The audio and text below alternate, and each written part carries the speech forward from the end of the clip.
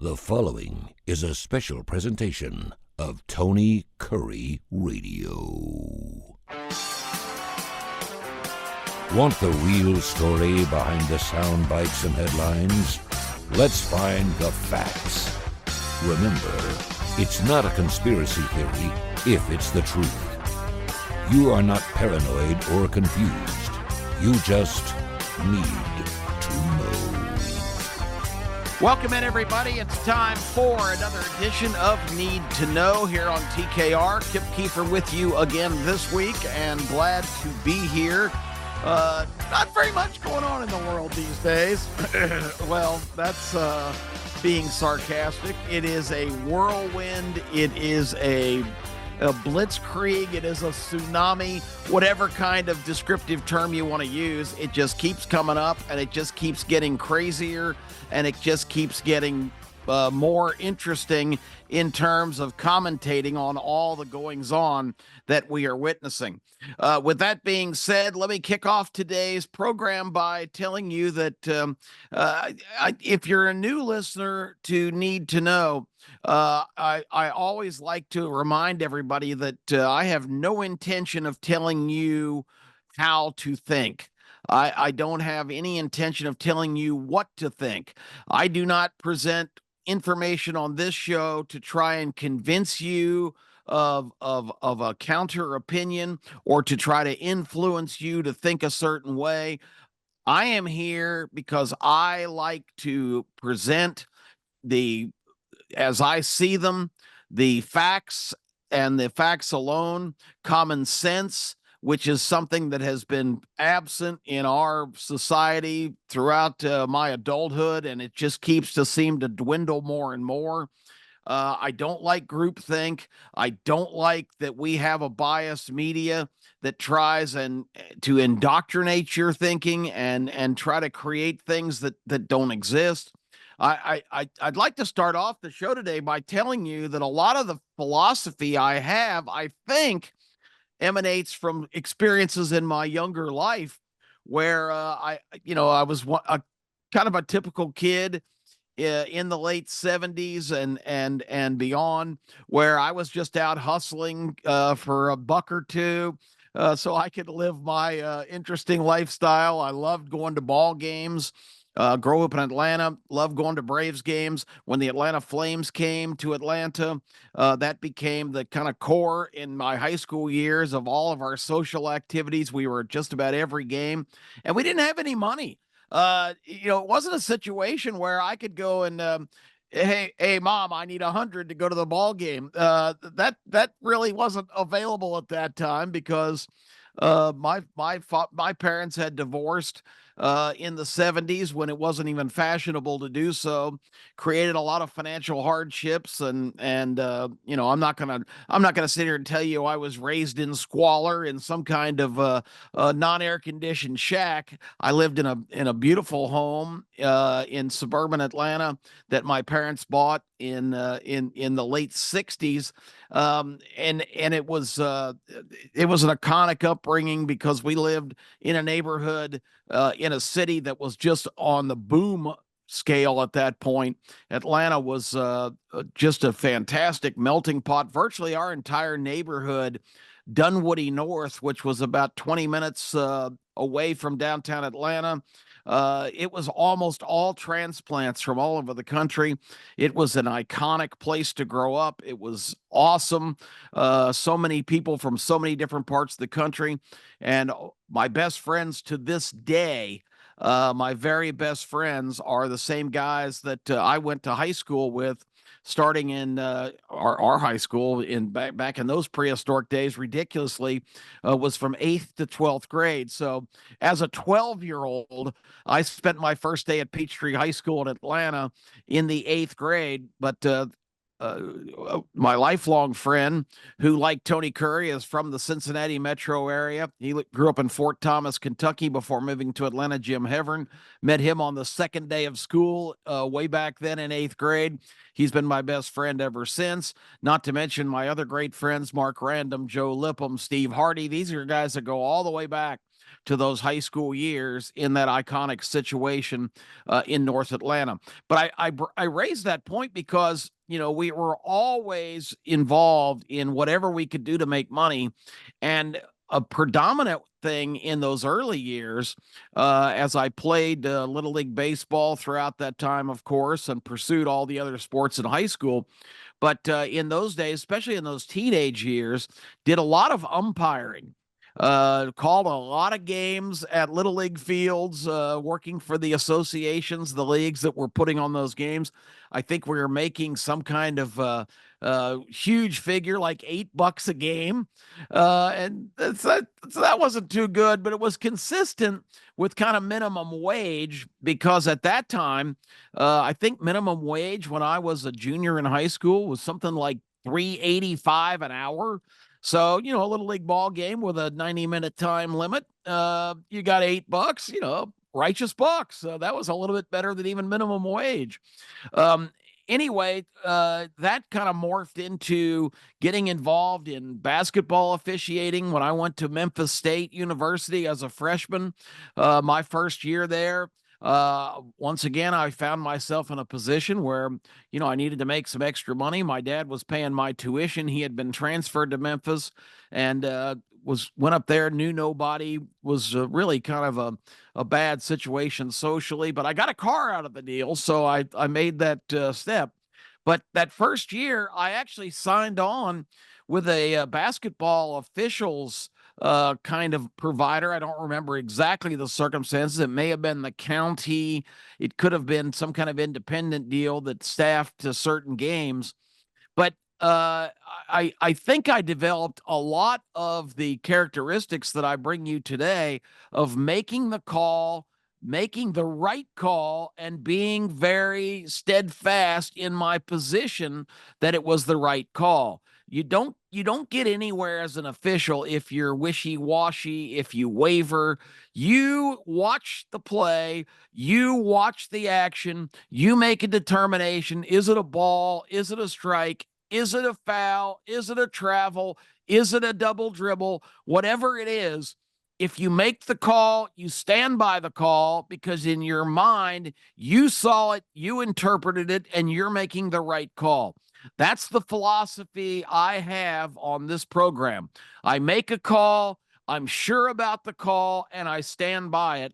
And that's just the way I operate. And again, that's not to influence anybody. It's just to give you the absolute on the spot interpretation of the things that I'm witnessing as I go forth. And I'll tell you a quick side story in Memphis that year.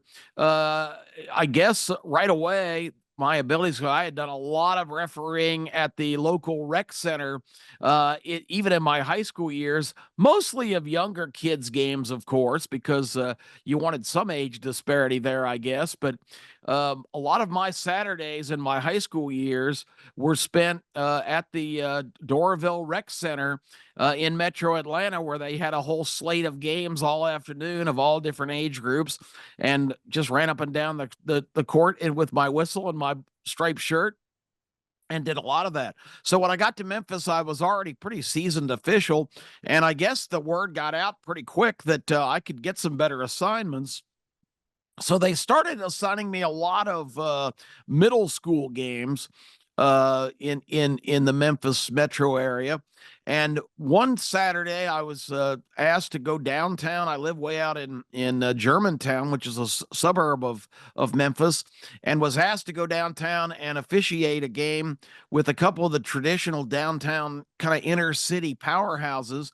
I got down there. Long and short of the story, I don't want to take up the whole broadcast with this, but it was a very important day. You have these days that you look back on your life and you realize that places where you kind of took steps forward. And this was one, because when I got there, it was a half hour before game time, kept waiting, 10 minutes before game time. My other official never showed up.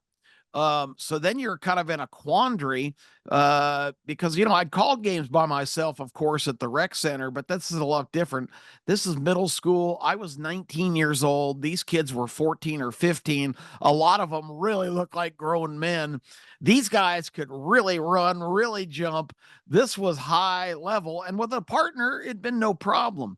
But shortly before the game, the coach of the visiting team came over and said, "Hey, one of my assistants has some officiating experience. Do you want him to call the game with you?" And I said, "Well, I don't know if that's really a good idea." So I asked the home team coach, and he said, "Well, I don't want to be an ass, but I think I'd have kind of a problem with that."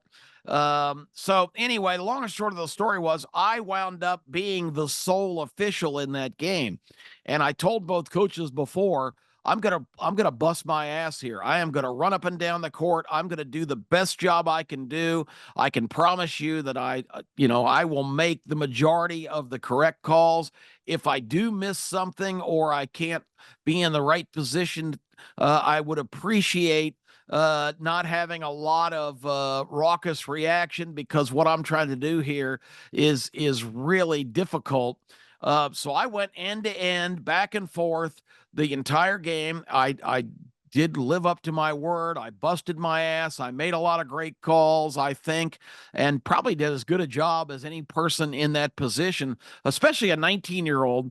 Not a lot of generational separation in that situation, because again, some of these guys were probably more mature than I was at that point. And I'm saying middle school, 14 or 15. Some of these guys might have been 16. But anyway, long and short of the story was the game had a few conflicts. It was a hot rivalry. The crowd, it wasn't a big gym, but it was packed, and it was rocking and rolling. And I got into it and accepted that challenge. And later on, after the fact, I had both coaches come up and tell me I did an exceptional job.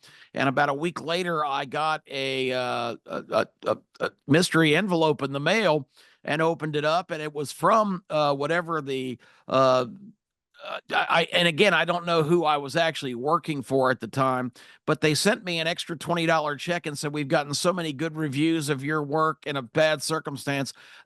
Take this as a token of our appreciation." So, I mean, it was really kind of one of those experiences that you realize that if you're up for the task and you believe in yourself and what you're doing, and you don't waver, and you don't be wishy-washy in your convictions, it can serve you well. And I think in my broadcast career, it's always been something that it's in the back of my mind. I'm going to make the call. I'm going to be sure about my call, and I'm going to stand by it no matter what.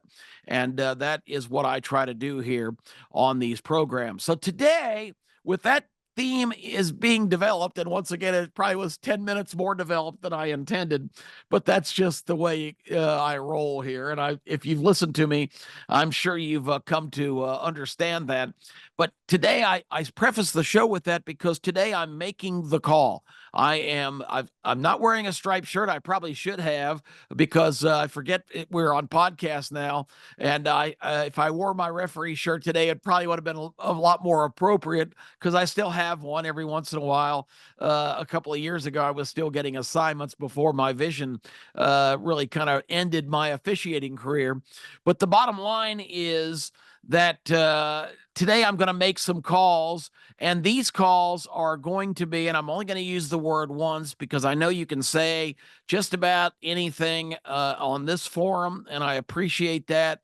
But in respect to Tony Kurre and his platform here on the Tony Kurre Radio Network, I'm only going to say it once. I'll use the letters the rest of the time. But today I'm going to call bullshit on some things that I've been seeing and hearing and having to listen to and put up with. And so that's what we're going to do today. And we're going to start with the ultimate BS, which is going to be the descriptive term from here on in. The ultimate descriptive term that the media is in a full-blown campaign now since the announcement earlier last week that Kamala Harris, the Vice President of the United States, is going to be the heir apparent to the Democrat ticket, will be formally nominated at the convention in Chicago coming up in August. And with that information in place, you know what you're getting with Kamala Harris. I've been talking about her since she became a senator in 2016. I know every aspect of her politics and her attitude. And now, all of a sudden, you're starting to see actual things she said disappear from certain places. You're starting to see revisions online. The Wikipedia page that described her has been updated and changed, taking away a lot of the inflammatory information about her. And when I say inflammatory information, she's just like me. She can make a call, she can have an opinion, and she can be unwavering, and that's great. But just because now she's becoming the candidate, you can't whitewash all of that information. You can't make it disappear. It's in the public record. And more importantly, people that pay attention like me, I already know who this woman is. I already know what she stands for. And all the revision in the world they want to try to do, and all of the posturing that they coach her up to try and portray, it's BS. I'm calling it. I'm making the call. I wish I had a whistle. I should have brought some props for this. Not very well thought out, but I am calling BS on the Kamala Harris changeover that it starts with, and the press conference is fresh in my mind, when Joe Biden early on passed the hot potato to his vice president, which is what a president does. The vice president, one of their roles is to step in places that are not politically expedient for the president, or are things that a president regards as beneath their pay scale.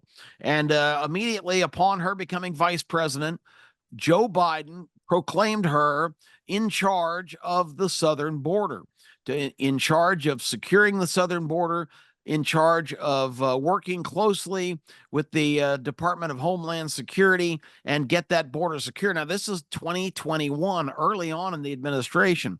And she gave a speech and said, "Mr. President, I appreciate the confidence you're showing in me," blah, blah, blah. Basically, Kamala Harris realized right away, this is a crappy assignment. I don't want any part of it. And also, I'm going to just kind of mail this in, because the dirty little secret, folks, and I've told you all a million times in the year and a half I've been doing this show, it comes down to, this was not ineptitude at the border. This was not bad systems, bad planning.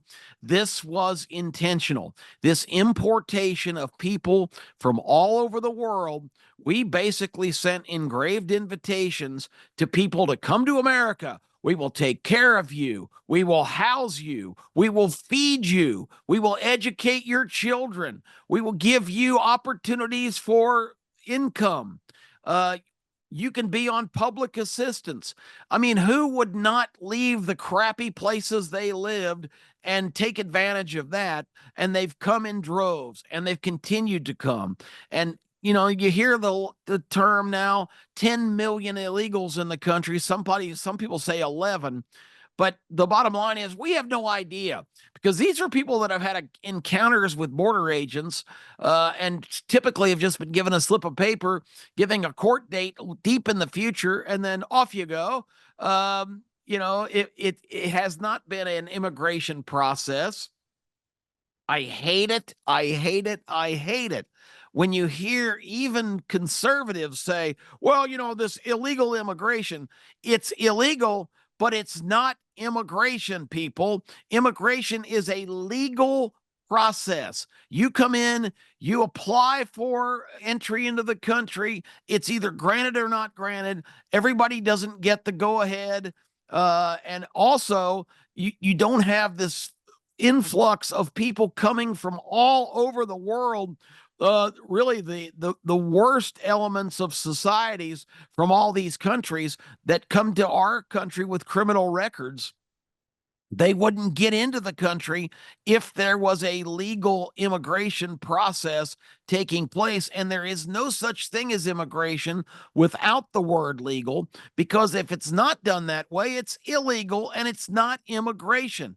It's migration, it's invasion. It is not immigration. So don't let them sell you the rotten banana that Kamala Harris, because now they're saying, well, she was never officially put in charge of the border.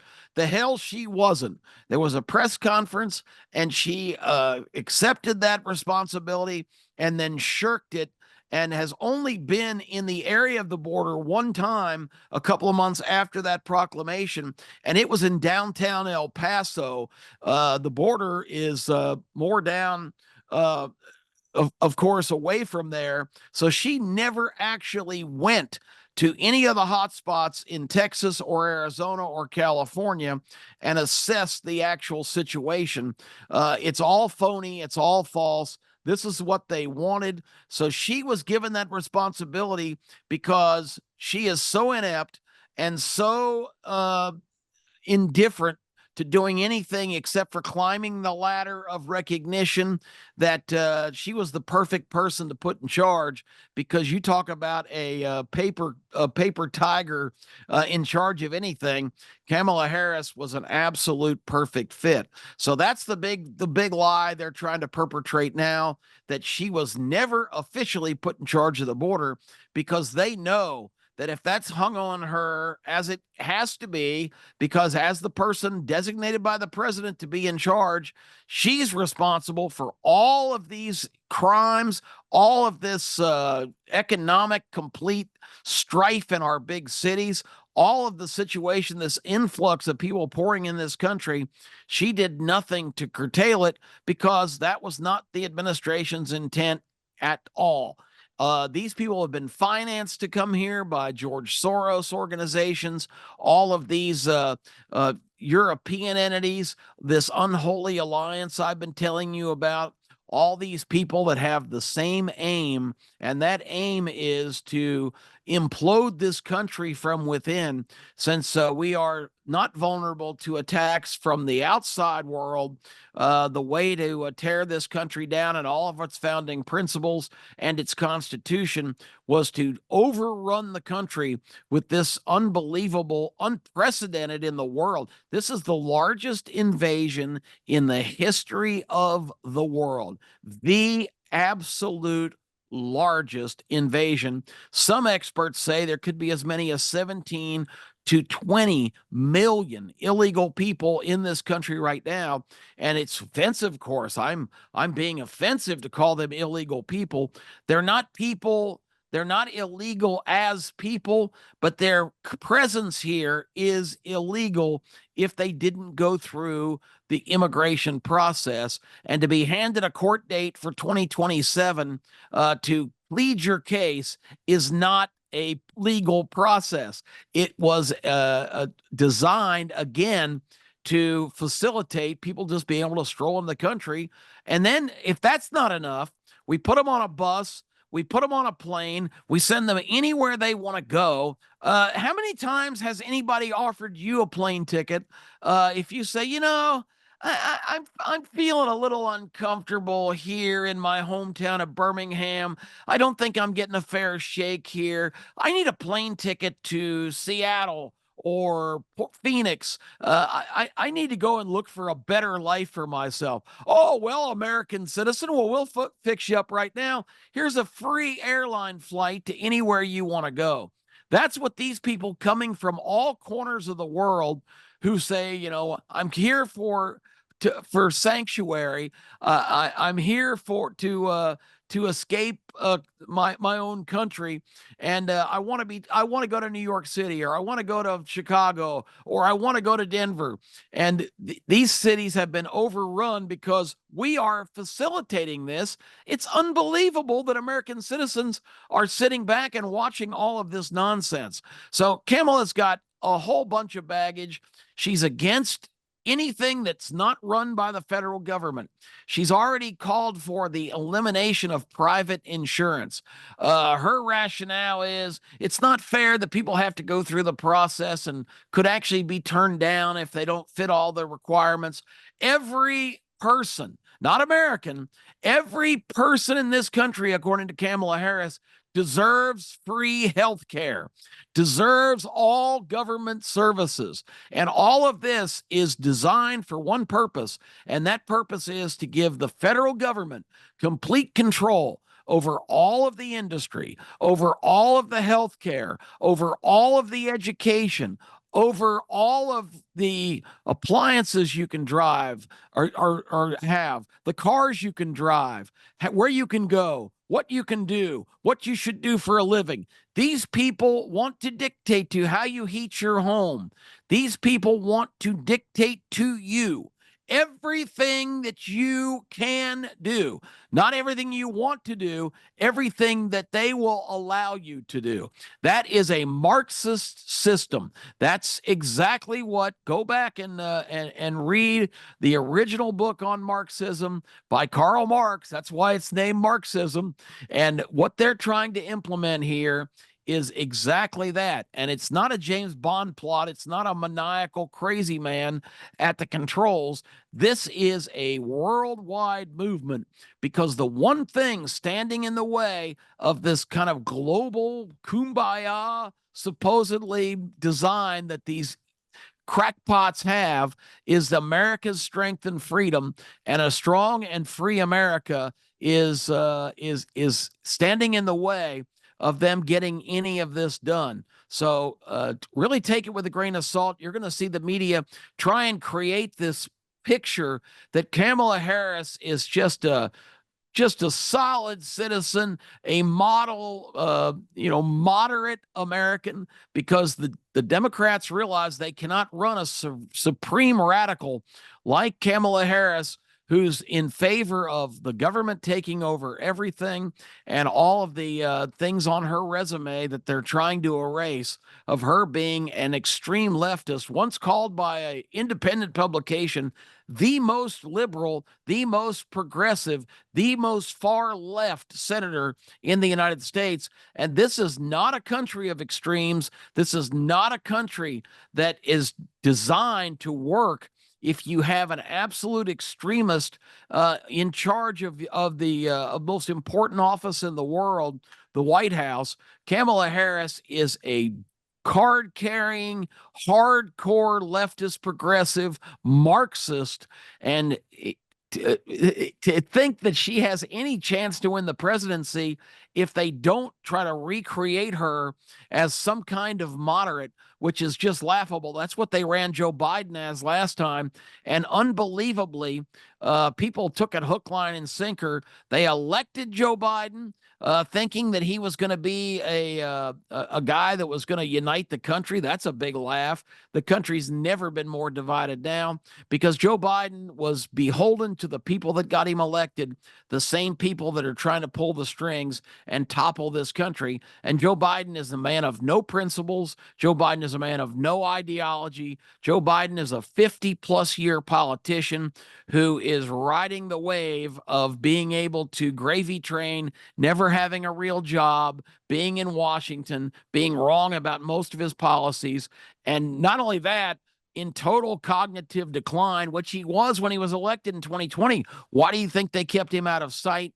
That's why, because he would be exposed. And for 3.5 years, they have lied to every one of you, me, you, your family, your friends, anybody living nearby. They have cast this ridiculous picture of Joe Biden, that he's vigorous and he's involved and he's so well informed and he outworks everybody and blah, blah, blah. The bottom line is this guy has slept through most of his 3.5 years. He is done from a mental standpoint. He doesn't have the stamina to to to do any of the things that a president needs to do, especially be available 24/7.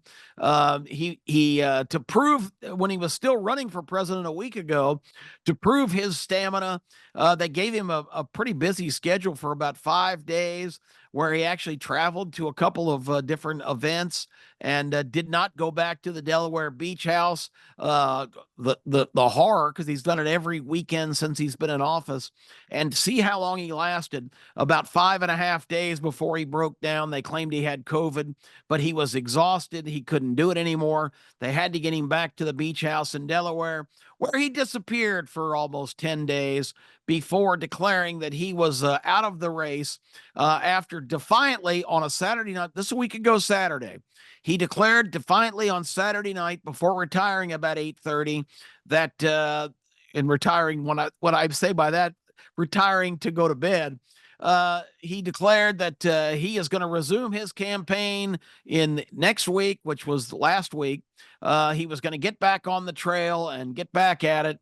But by Sunday at 1 o'clock, he sent out, supposedly he sent it out, but clearly he didn't write it. There was a message sent out on X, Elon Musk's site, used to be Twitter, that said, I'm not stepping aside. I will not seek the presidency. No details. We didn't learn until Tuesday last week that he was getting out of the race, supposedly because he had a moment to realize that he needed to pass the torch to a new generation and step aside. This was a guy that 10 hours before had declared he'd be back on the campaign trail the next week.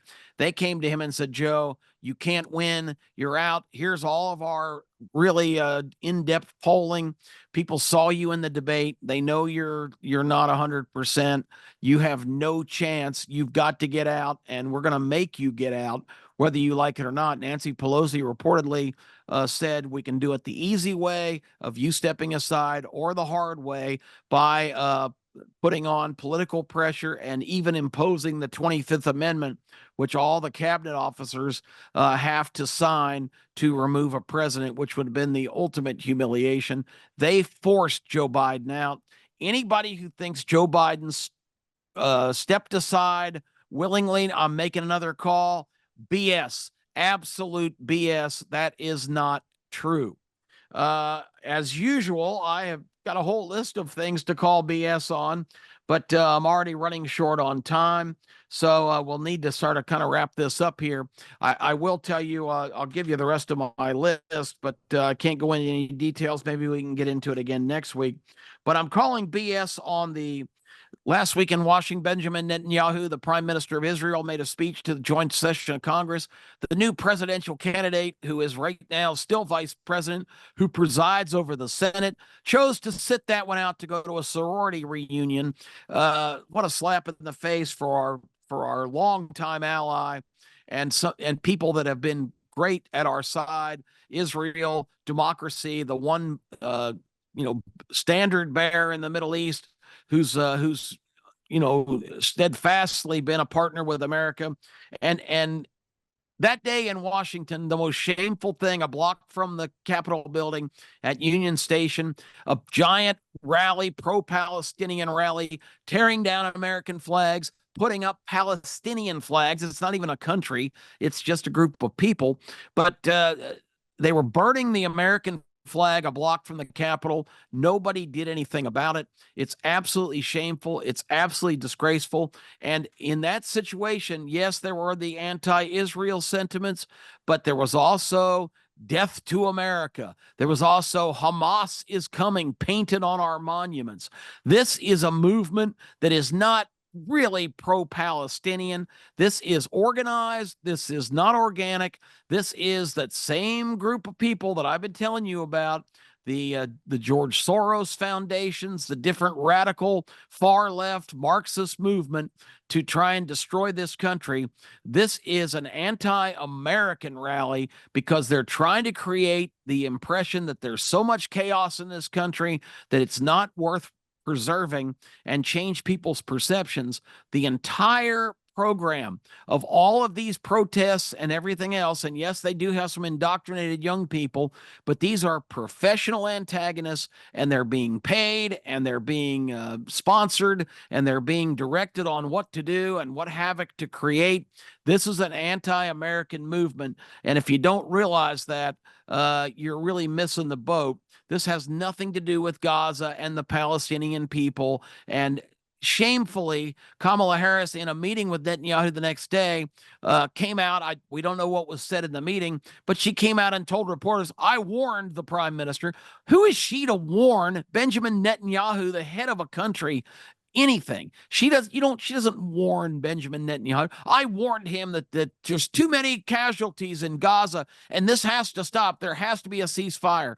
If Israel doesn't completely eliminate Hamas, they are going to be subject to more and more attacks, and it's their very existence is in play, because nobody's talking about the genocide that these people want to impose upon Israel. Their stated goal is to wipe every Israeli off the face of the earth.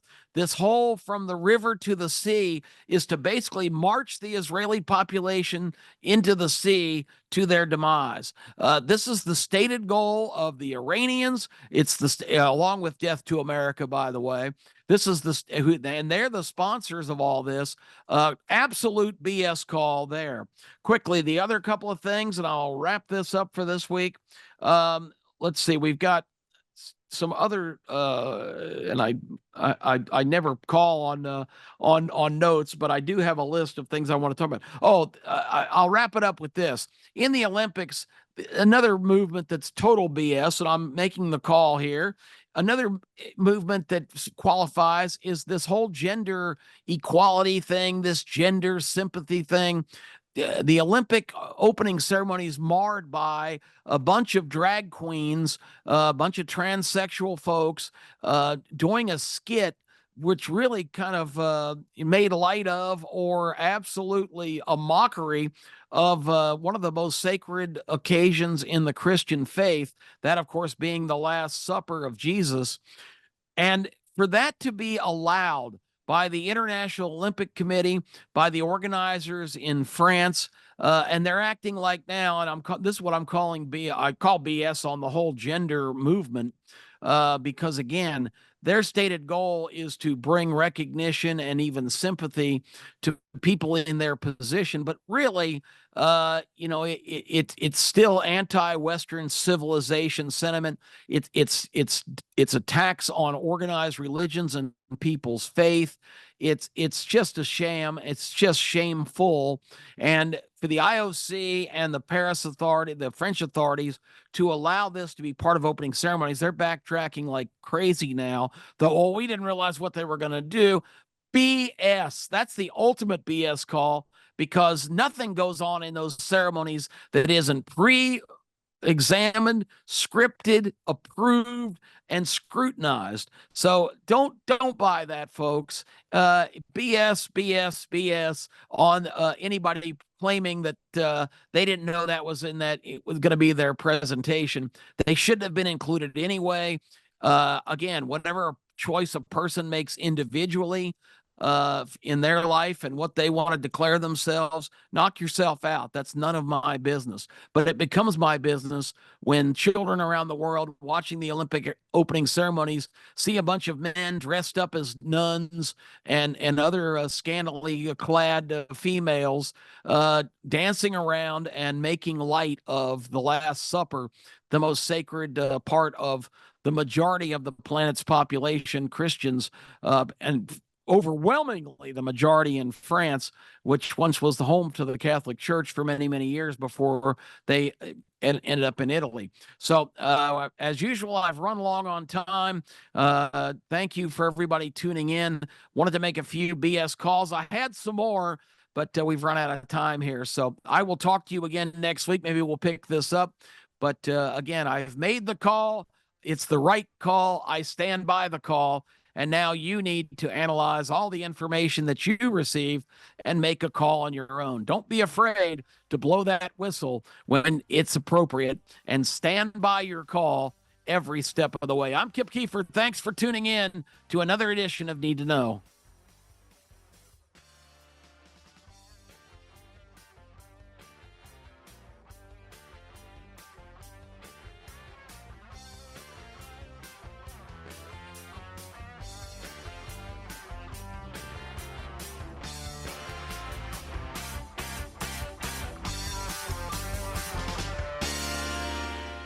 This has been a special presentation of Tony Kurre Radio.